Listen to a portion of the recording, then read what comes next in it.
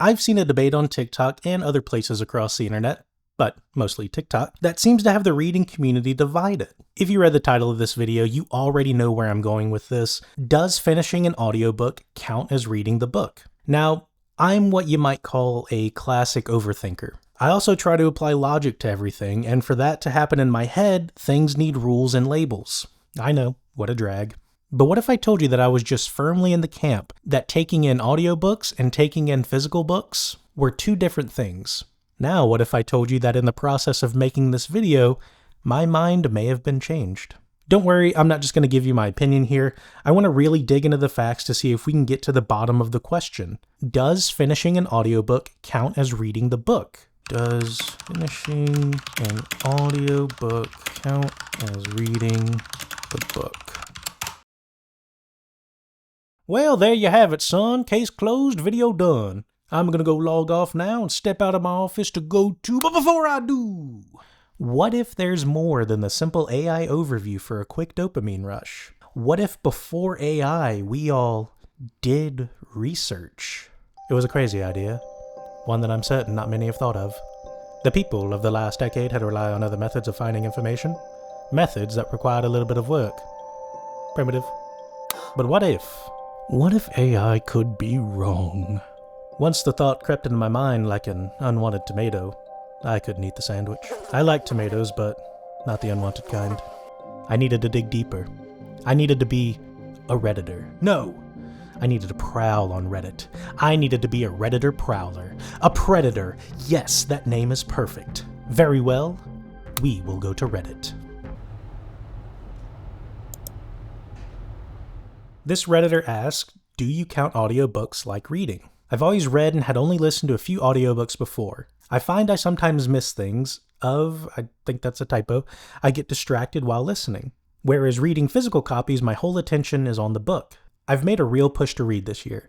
I had read about 20 books when I got a library card and had access to a large amount of audiobooks, and then introduced them into my regular routine. I've now read 25 books, 20 audiobooks, and a dozen graphic novels this year. I'm tracking what I'm consuming, but feel like it's sort of cheating when I tell someone I've read a PKD collection this year, or say I've read Fourth Wing and Iron Flame when I've only read one and listened to the other. Do you count audiobooks as having read a book? Obviously, this Reddit post isn't based on any study, but I wanted to give my thoughts on this, and that being, does it matter? You got the information and you were able to comprehend it. Therefore, you got enjoyment out of it, or you learned something. That's great. But I guess then again, that is the point of this video, that exact question. Now, let's read a comment. This person says, yes, they count. As a disabled person whose main joy in life comes from books, I count them. That's great. You count that as reading, but what is reading? Now, okay, look, before I argue semantics with a disabled person online, I want to get my facts straight. So let's go to my old friend, Merriam Webster. Now, there's a few definitions under read, and they go as followed. To receive or take in the sense of letters, symbols, etc., especially by sight or touch. To study the movements of with mental formulation of the communication expressed. Read lips. To utter aloud the printed or written words of. Read them a story. To learn from what one has seen or found in writing or printing. To deliver aloud by or as if by reading. Specifically, to utter interpretively. To become acquainted with or look over the contents of something, such as a book. To make a study of. Read law. To read the works of. To check something such as a copy or proof for errors. To receive and understand a voice message by radio. This is where my argument was starting to fall apart. Because when I started this video, I thought this was going to be an open and shut case.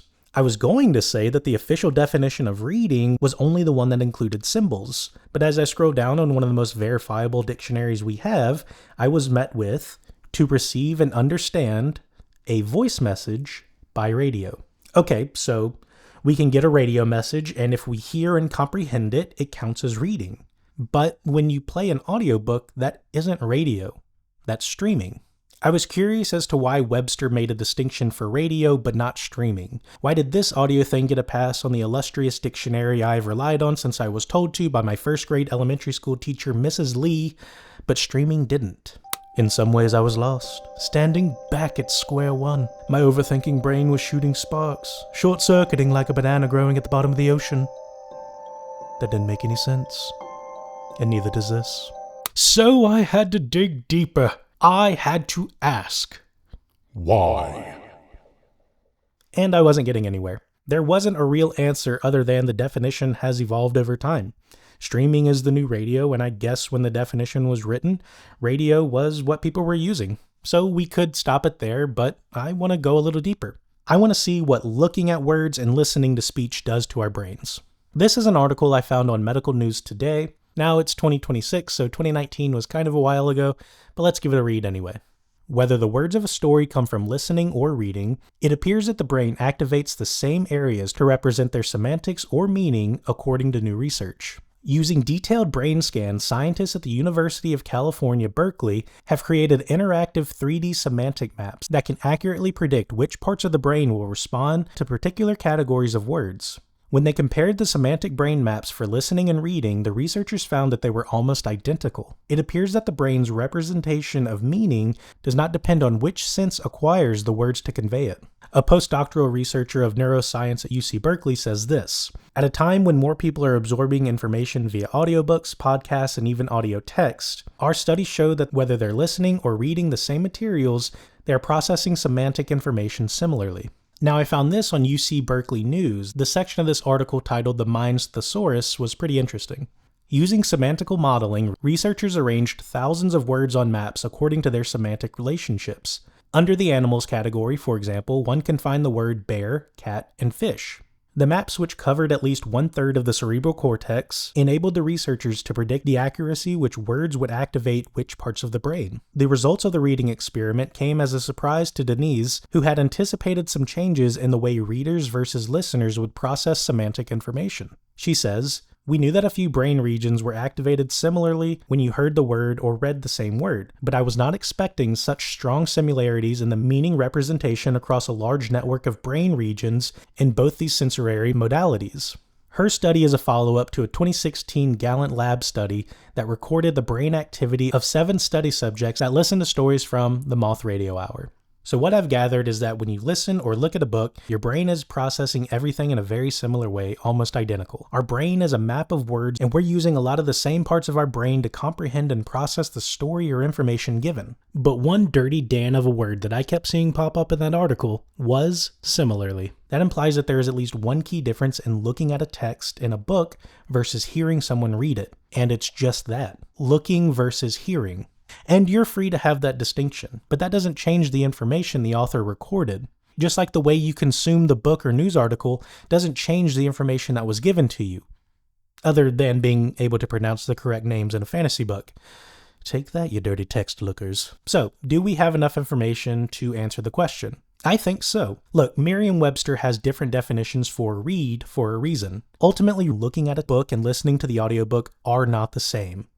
But by definition, finishing an audiobook does count as reading the book. If I'm looking at text, I'm getting better at seeing letters placed together in a pattern that tells me what that word is. I'm also potentially learning the spelling of different words by seeing them more often. That requires a different way of thinking and is teaching me a new skill that listening isn't. But again, that doesn't necessarily make it better. We process it so similarly that choosing one over the other just depends on your preference or goal. Like, are you just looking to get the information of an article or relax to a nice book? Or are you looking to get better at text pattern recognition? Then one option may be better for you, but to get the information, both options are great. No gatekeeping here. Plus, there are some amazing things that audiobook listeners are getting that book readers or book lookers aren't. One being a stellar performance. I mean, some of these audiobook voice actors are phenomenal. Michael Kramer, Kate Redding, Jeff Hayes, and many others. And the reason why that's such a good thing is because not everyone looking at the book can put that kind of performance in their head that draws out so much emotion from what the author has written down.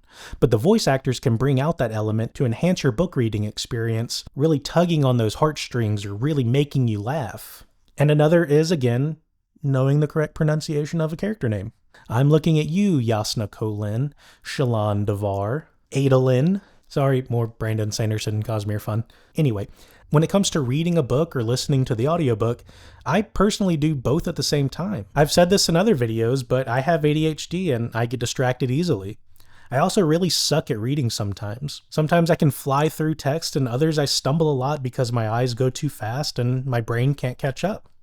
Performance issues. I tell my wife it's normal. So I find read-alongs with the audiobook narrator are sometimes the more enjoyable way for me to read a book. We have different methods for different reasons, and you shouldn't feel bad or less than for your preferred way of taking in a book. All in all, I honestly think this is just a silly argument that is distracting you from the real purpose of picking up that book. Enjoyment, entertainment, and knowledge.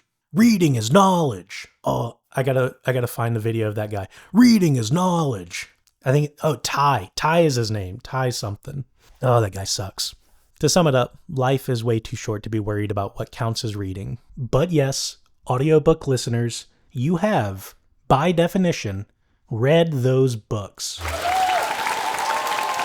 That's all I got today. What about you? Do you agree with me? Do you have more information that you want to add to this topic that might change my mind?